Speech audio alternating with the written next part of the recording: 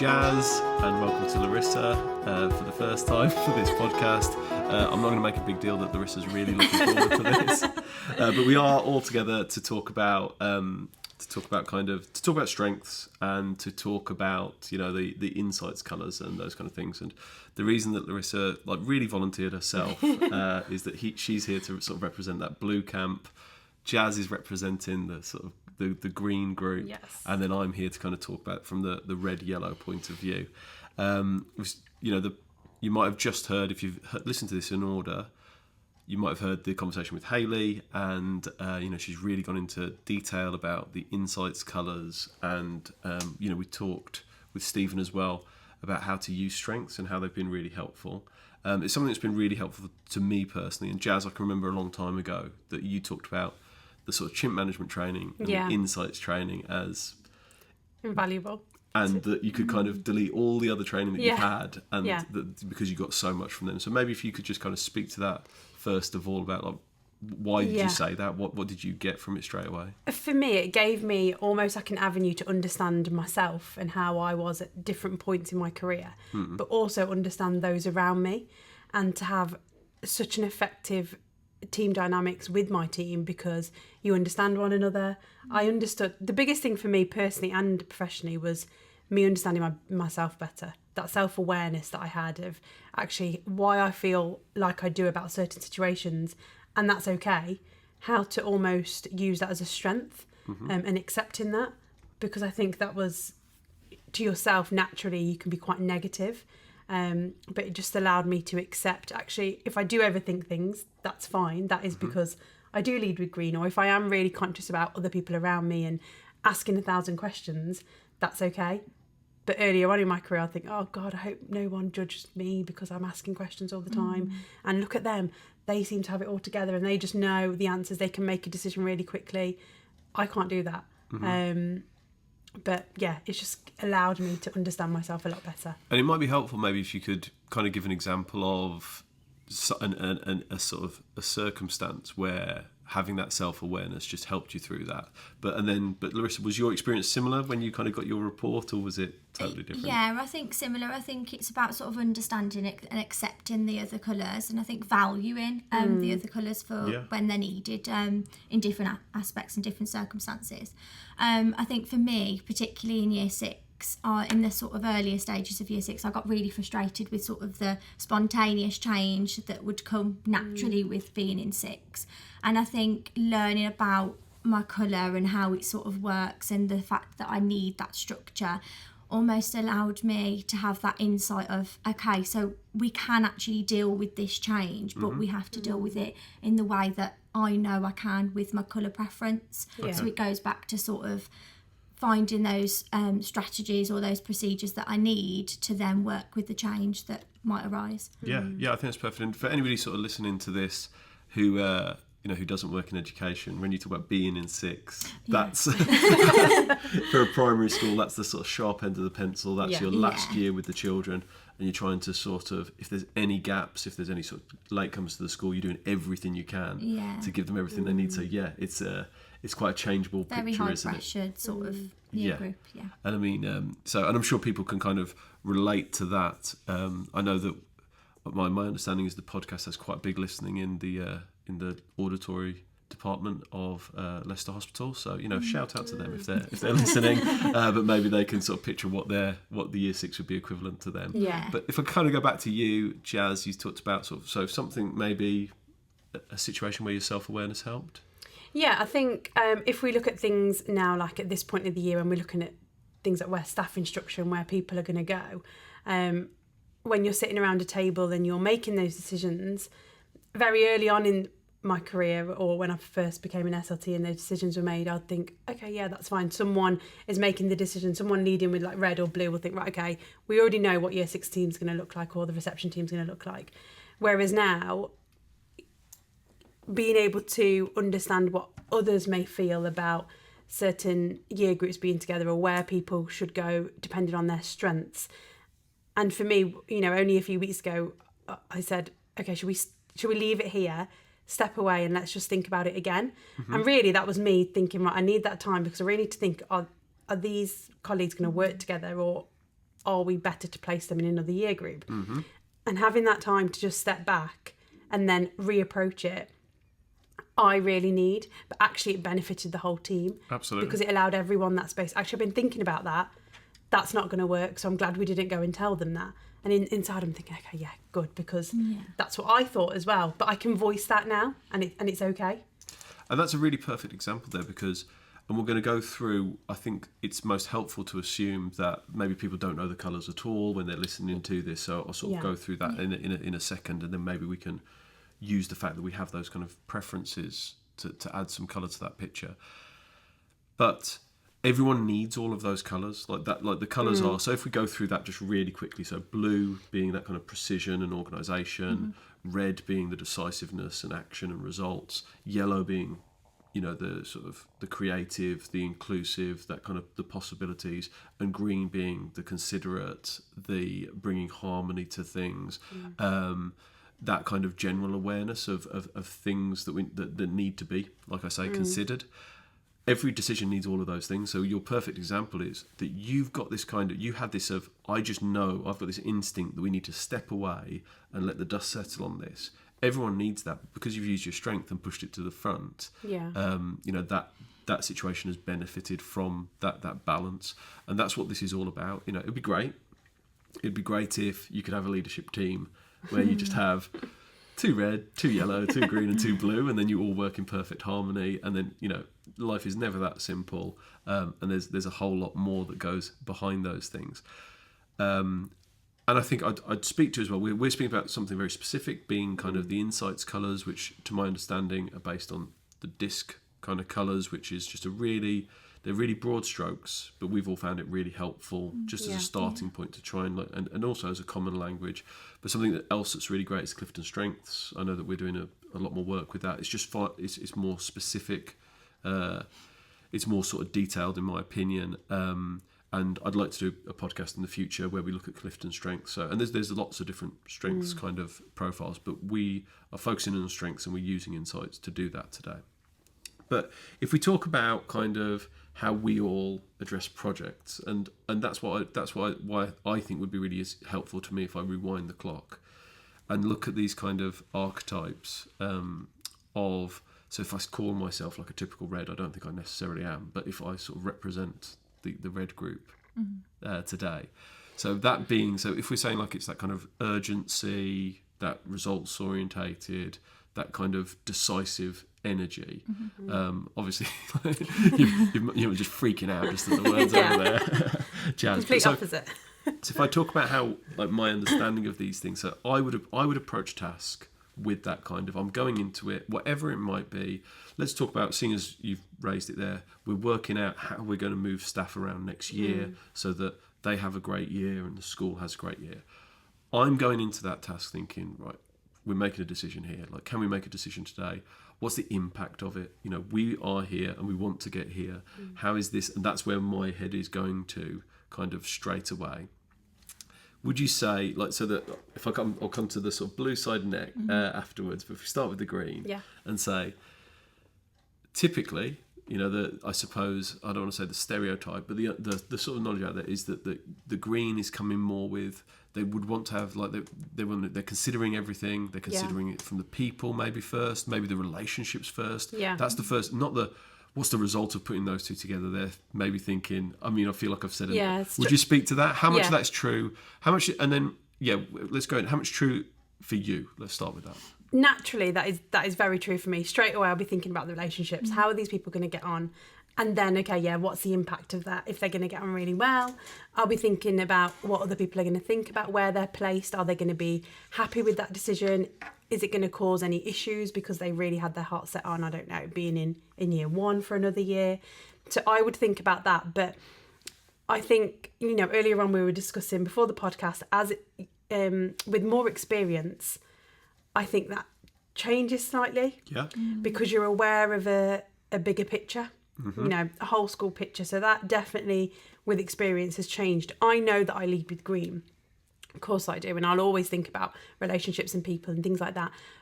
But I'm also very conscious that we need to get results. So whereas previously, earlier on in my career, I'd let someone else think about that because I would think, I'm not good at that bit. And so I know someone else will make that decision. Whereas now, with experience, I feel that I'm more confident to say, right, secondary, I also need to think, is it more important about, you know, we need to shift these children. They've had a hard deal last year, and we need to, you know, really focus on, I don't know, their writing skills, and they're going to be better for that situation. So yeah, I think with experience, I feel like I'm more comfortable to dial up certain colours. Yeah, it's interesting, and it's interesting that perspective that you give on experience as well. So Larissa, if I go through like what we all picture from the blue group in this in this task is that they're coming in, they want to have it really clear, they want to go in with all the information needed to make that decision, all, you know, maybe the TAs as well, you know, and also they don't want to sort of, my understanding is when I'm working with people with that kind of who lead with blue, they don't want to leave with a lot of ambiguity. They don't want to leave with a lot of, we'll decide that later, or maybe this will, like, they want to sort of have clarification. And if we're going in kind of results orientated, it's kind of like a success criteria of not a, I hope this goes really well. This will go really well if we achieve, you know, is that? Yeah, definitely. I think for me, it has to be sort of well organised and based around sort of a very logical plan. And I think if that isn't placed, and like you said, there's a bit of an element of indecisiveness and, I'm not sure if we should put this person here or there.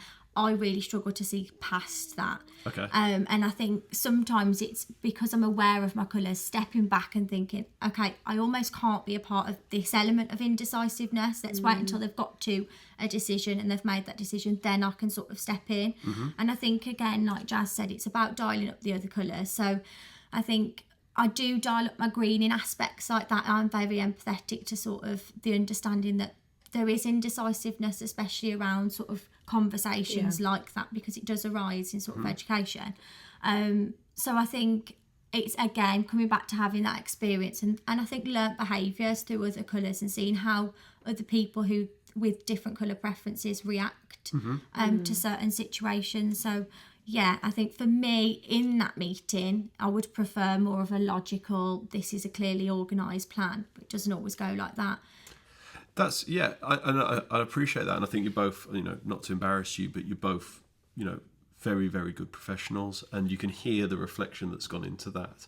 And we are talking really broad strokes. I think it's really important that, you know, someone who maybe leads with blue and then their second colour is red is very different to someone who leads with blue and then their second colour is green. And we can sort of dig into that further at another point. But we're just talking really broad strokes here. And what I think is helpful, and I'd imagine that leaders, would you say, both of you, and maybe just directly to you, Larissa, if I was sort of in the meeting and I was like, right, actually, we're going to have to bounce this ball around here, and this is going to be, you know, we're going to discuss a lot of possibilities, and it might feel quite indecisive. If I just called out and said, Larissa, you're going to hate this part, but we're going to let's just do 10, 15 minutes of just looking at possibilities. But when we get to 11:15, we're going to start to actually go, right, let's put this in order. Yeah. And for you, and maybe for your chimp to kind of go, right, okay then, like that's fine. Yeah. You know, would that help potentially in that kind of conversation? Yeah, definitely. And I think because there's sort of still a end goal, so like whilst we've got that element of bouncing some ideas, there's been a clear expectation that by this time we will have that sort of decision made. Yeah. So I think that would definitely help my chimp, because I know that something's about to come. So I think there are times when that happens, but I think it's about being more aware of what your sort of colour preference is and what you need from it. Yeah, you're smiling at that, Jas. What was going on? Yeah, because for me as well, I mean, knowing Larissa and things like that, I know I lead with green, but my secondary colour is blue. But understanding before a meeting, this is what's going to come up, is so helpful for me. And I think actually that just reassured me, and, you know, going into talking about chimp as well, that calms my chimp by understanding, right, I know this is coming on the agenda, this is the area that I really need to focus on, and I know that's coming, so it's fine. It doesn't matter if we go a little bit slightly off agenda, because I know it's going to be on there at some point. Really helps me. Yeah, and I think that's something, and, you know, if people are listening to this and we're kind of talking about chimps, and maybe that's confusing, we're referring to the chimp model and kind of that limbic emotional based system that we have. which we kind of don't have control over Yeah. in terms of the emotions that it sends us, the frustrations it sends us, those kind of things. Like, we have full control over what we do with those things. You know, sometimes that's tough, and that's my understanding of this, which is an always growing understanding. And if you spoke to me 12 months ago, my understanding has moved on since then. But right now, my understanding is almost what we're talking about is the colour of that, your chimps. You know, when we're saying, like, you've got a blue chimp, you've got a green chimp, I've got a red chimp. But all of that learned experience, if we go back to that kind of, you know, and I really recommend people do go to the Chimp Paradox, The Path Through the Jungle, all of the work that Steve Peters has done, because it really breaks this down, makes it really actionable and useful.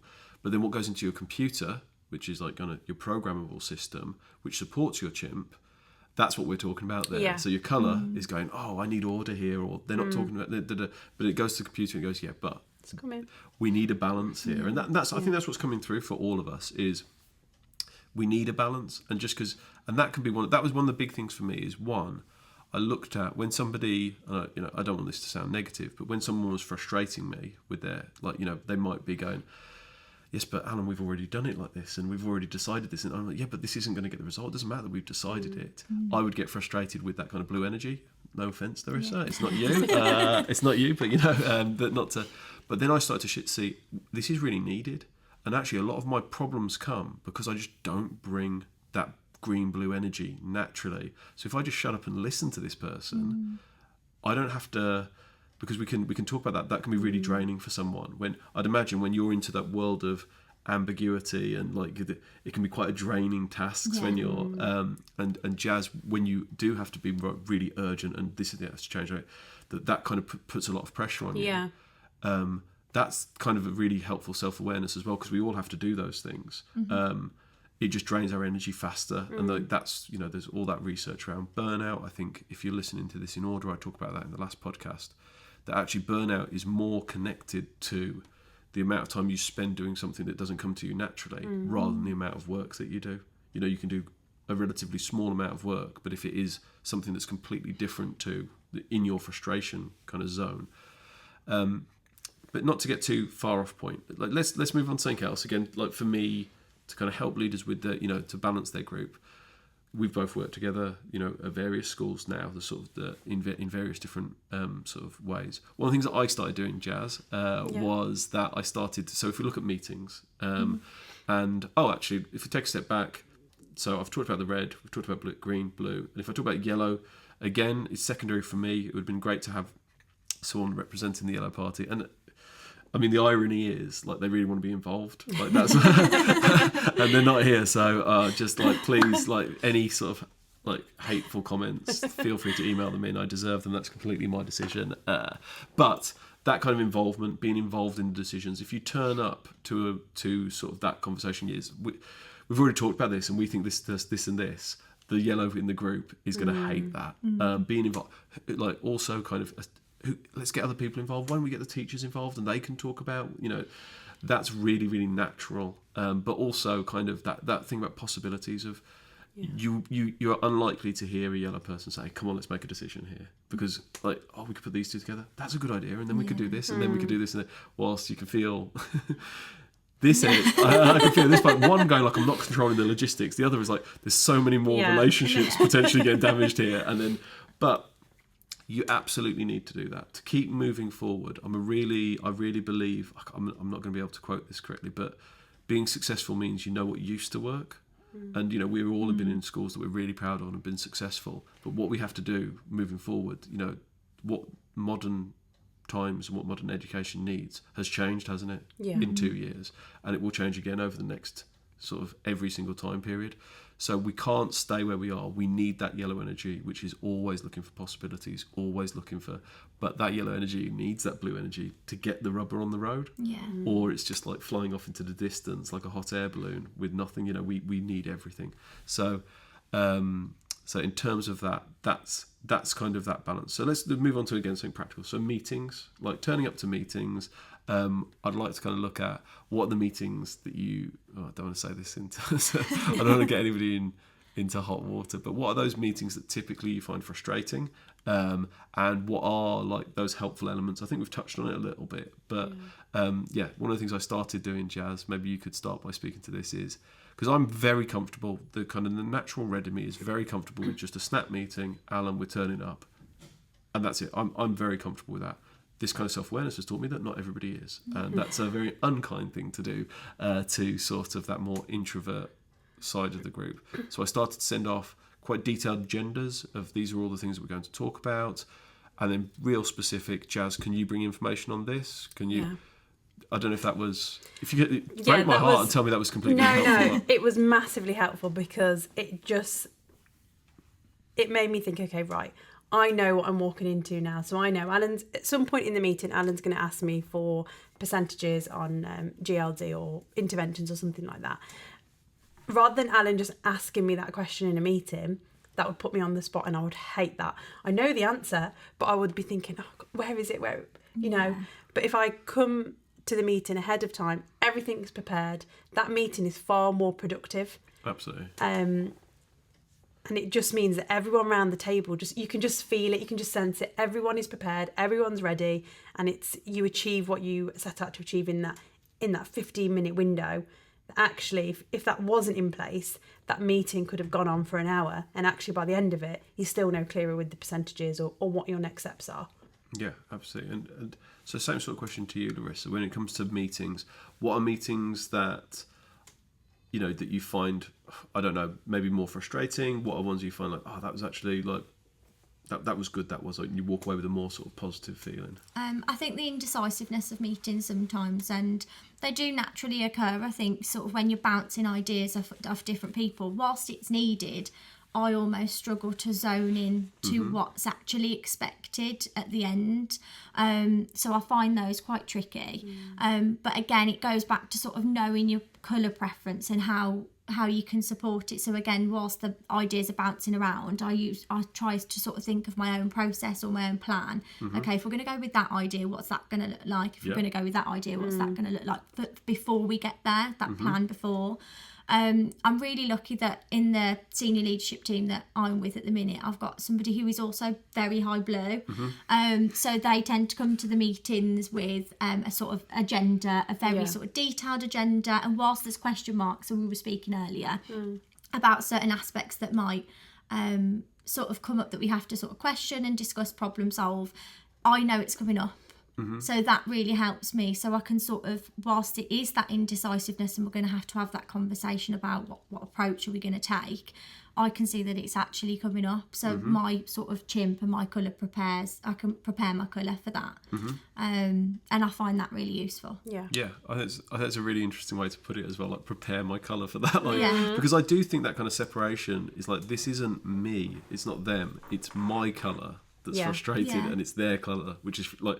I think it's a really important thing to sort of step back from with that. But I think, and again, if I jump to the other side of it, like I imagine like high yellow people, like that kind of the boundaries and the structures feels very stifling typically, you know, in speaking to those people. But again, I mean, we're going to keep coming back to it. It's the self-awareness, it's the mutual respect, which is important, which seems to really be coming through in everything that you're saying, that it is about saying, look, even though this part feels like it's going against what naturally... It's important. It's a part of the process. And when I've worked now with a lot of leadership teams where it's not working. It's they don't have that respect for each other. It's like they're in the wrong for being indecisive. They're in the wrong for being rigid. Yeah. They're in the wrong for focusing on results. They're in the wrong for focusing on feelings. Whereas actually, where it works really well is to say, they're going to do this, and like you've said there, that sounded really the way that you were going, right, as they're doing this, as the hot air balloon's going up, I'm thinking, right, where does it need to go? So, and once they have got a bit of clarity there, I can say, okay, then I've already started thinking about how we can actually get this to a place, get something from all these ideas. And if you've got that kind of self-awareness in your team, and then typically, so where that works, then your sort of green energy comes in and goes, but that is true, Larissa, but so-and-so's just done this, and so-and-so. And also we've already allocated this time to the colour run and, you know, all of those extra things. And then you go, thank you for that. You don't go, oh, but I've just, my spreadsheet's all sorted now, Jas. But then it's about being like that as well. It's like, yes, I've got this, I want to organise everything. But if I do this ahead of time, I am accepting that if they change this, I am going to, and you talked about that kind of spontaneity. But so it just feels like it starts with self-awareness, and then it moves into kind of reflection and then how you develop yourself as a leader. Yeah, I think it goes back to sort of valuing the colours as well. Massively. And we were talking about earlier that sort of anchoring other people's colours in different situations are definitely needed. And I think the sort of indecisiveness and the creative nature and the sort of bubbly personality of yellow, that is very much needed. And I think sometimes the yellow and the blue colour can really complement each other, because you get that sort of creative idea, the creative ideas from the yellow, and then they can work alongside the blue colour to put that into sort of perspective and what's that going to look like. Yeah, absolutely. And I think it's understanding that around the table, isn't it? You know, we were saying before, in an ideal world, of course, it would be great to have a green, a red, a yellow, a blue in a team. Of course it would, but the reality is your teams aren't like that. And I think it's understanding when you can dial up a secondary colour, or you appreciate that actually you need a bit more red energy in this meeting, or a bit more of a blue energy. And when you bring that to a meeting or, a team, just how effectively something can get achieved by doing that, and not being really dismissive of, oh, don't worry about, the spreadsheet, it's fine. But actually I know how much that means to someone who's blue. So if I was going to mess up your spreadsheet, I'd let you know, Larissa. I'd help you with it, because I know that actually that may cause problems. But I think having that self-awareness of yourself first, but actually having the self-awareness of your team is really powerful. Totally. And I think that, and again, really good examples of some high green consideration there of considering Larissa's spreadsheet and things. But what I'd like to sort of move on to, are there like tasks, and we could, I think that where this sort of thing can be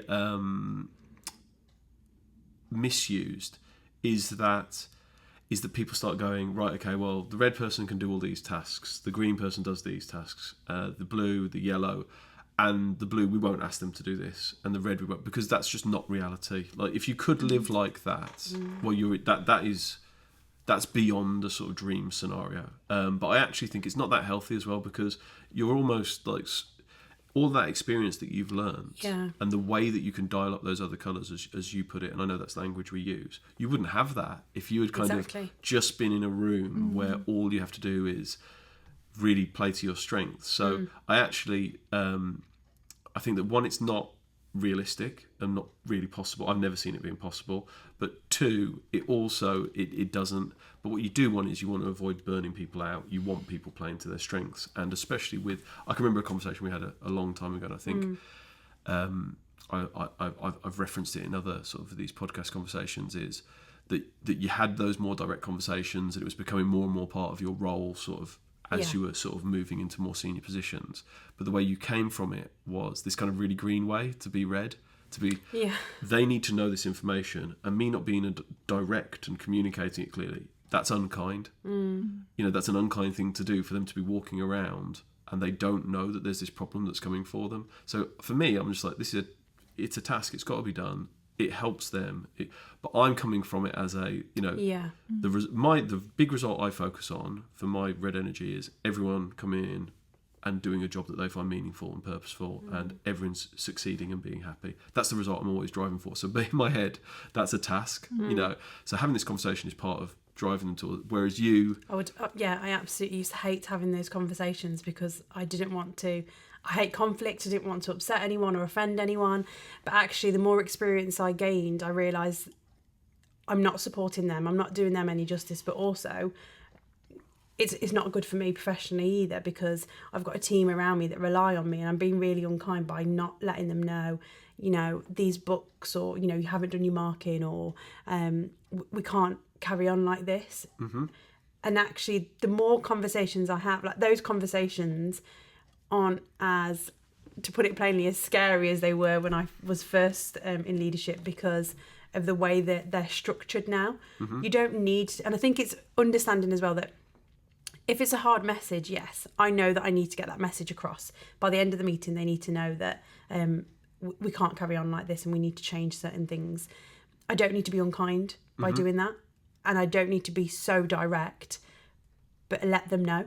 And yeah, that's been really helpful for me. And then again, after my green, right, go and check in with them the following day. Leave it a week, go back and check, because if I completely left it, again, I'm not doing them any justice, and it may go back to that vicious circle of actually nothing changes. And I'd say to that as well, Jas, one of the things you've given a good example of is how that's not in in the world of the colours, what's going to be more naturally to them. It would be the opposite, those kind of direct conversations, those more critical conversations. But because you are high green, it's really at the forefront. Go back tomorrow, check on them. And that's so the fact that it's not in your number one strengths actually makes you potentially better at it. Somebody like me, say, who's more sort of high red, I might just go, right, I can do this. I'll do. Everyone else is worrying about it. I'll have 8 of those conversations in a day, but then I can't give that the care and follow up that maybe you would give. So actually, when you work with it and use your strengths to deliver, you can turn something that is typically a weakness for someone with your nature into something that's actually a strength. Yeah, I mean, again, I think it goes back to having that self-awareness of the colours and of all the colours, and understanding when they all have a purpose has been really helpful for me. And I'm about to do something very unkind here and ask Larissa a question that she's had absolutely no... You knew it was coming though. Larissa did say, Alan's red, this is definitely going to happen. Because I think it's helpful. So you have prepared for this. So my question is going to be around what I've seen in people who lead with blue, that they can be very creative. But when I look at it and try and step back, what I can see is almost they have a structure to that creativeness. And something that you do very successfully is reviewing curriculums, creating curriculums. Do you approach them with a structure of, I kind of do this bit first, I do this next, so sorry to put you on the spot. Definitely. I feel like I have to have sort of a process in place when sort of reviewing the curriculum. I love a bit of a to-do list. And I usually have sort of a couple of to-do lists for different sort of areas. And I find that I have to almost tick them off in like each stage almost, and I know that I have to systematically do it this way for me to feel confident that I've done it right. And I just find that really useful.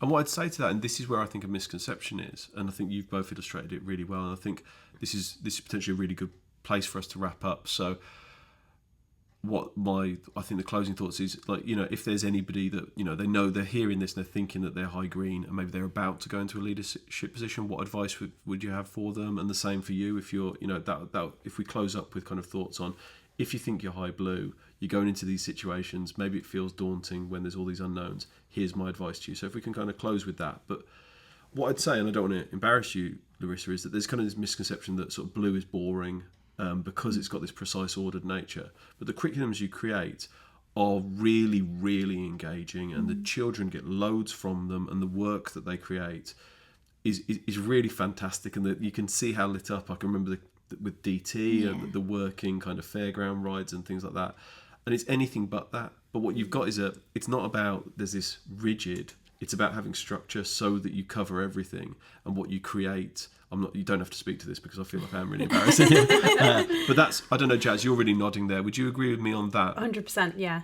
And I think I think Larissa doesn't see that side. She doesn't appreciate how that is a strength. And I think that we've spoke about that, haven't we? That you don't see that yourself personally, but everyone around you sees that. And that's a strength of your blue. But ourselves, we kind of see, oh no, it's a negative. That's just the way I am. But no, that's an amazing thing to be. I wish I could be more like that, etc. But yeah, I can see. But if we start with that, and then we'll start with you, Larissa. Right. So what advice would you have to that person sort of going into this? They're hearing this, they're thinking, I sound like I'm the Larissa in the group. Yeah. What advice would you have to make the most of that kind of high blue energy and to deal with those kind of frustrations? I think it goes back to sort of accepting that there will sort of be a change of course in different meetings. What I find really useful is to sort of take a notebook in and write down, like when we're having conversations, sort of elements that I can sort of pick out and work on. So if we're going down the route of, we've had a meeting and we've decided different avenues to go down, I will sort of pick out what's expected of me and sort of note those down so that I can go back and have my own time to self-reflect and then build a logical plan around those. I find that really useful because then I can structure my process or my plan around that. Yeah, perfect. Yeah. And Jas? For me, I would say don't always see some areas of the green as a negative or a weakness. Play to your strength. So that indecisiveness and that time where you need to step back and reflect, use that as a strength because there's definitely a place for it. And I think always be confident that every element or task will need that element of green, and not being afraid to step up and say, actually guys, this is what I'm seeing. Is anyone else seeing this? And having that overall picture. I think at the beginning, again, going back to experience, I may have thought, I don't know if everyone else seems that they've got a good hold on this. I won't mention this. But having that confidence of actually bringing it to the table. And I still do it now. Go back for clarity. That's fine. I constantly go back, ask questions and make sure. And again, at the beginning, I think, is that the right thing to do? Should I be going back? Is that going to make me look incompetent? But no, go back and ask all those questions because I still do it now. And to that, what I'd say is it's an incredibly helpful function that, I don't know why I've just started to use that kind of jargon. Like, it's incredibly useful when you do that, Jas, because when you go back and ask that question, I would say 6-7 times out of 10, I'm thinking, actually, what is when you go back for, can I just ask for clarity on this thing? You're helping that person get to making more of a practical decision, and yeah, I'd say as well, just to add, I'll just mansplain being green to you. But what I'd also say for those is to start that relationship with those line managers that they have and say, look, a lot of things occur to me afterwards. I keep thinking about these things. Can I can I come back over the next kind of 24 hours? Because there is that natural thing, and I know we've talked about it before. I've sat in a lot of meetings where it's really dominated by the red yellow energy, the red yellow people in the group. The decision is made based on them because they think very quickly. They're very, very sort of forward in how they sort of put their ideas forward. The blue green energy around the table is sitting and thinking about things and trying to weigh it up, and the meeting finishes, they've made a decision, let's get this done, we'll finish in 3 months' time. The blue energy, the green energy, those people keep thinking and go, hang on a second, but what about this and what about this? You come back and then the conversation is, we've already agreed this. It's like, you agreed, but what you didn't do was consider like all of these range of issues, because it takes time for those to come forward. Not a lot of time. I think over a day, there's a lot of a night's sleep, but what we've always sort of worked towards, sort of in the more sort of modern times we've been together, is we're not making a decision on this. 48 hours, anything that comes to you, bring that forward. We feel like we've got a direction here, but we need these considerations as well. And I'd really sort of say for any leadership team, to have those kind of structures in place to make the most. Because for your curriculum, I'd just say with all of these things, and my sort of takeaway would be to create something really engaging and exciting and amazing, you need yellow, red, blue and green.